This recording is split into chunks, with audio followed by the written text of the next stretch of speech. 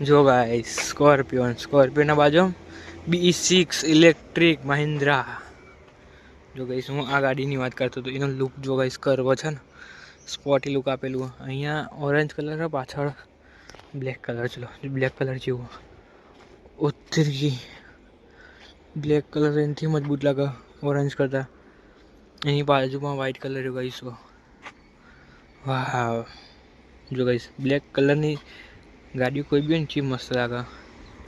okay, B6 અંદરનું interior જોઈ શકો છો,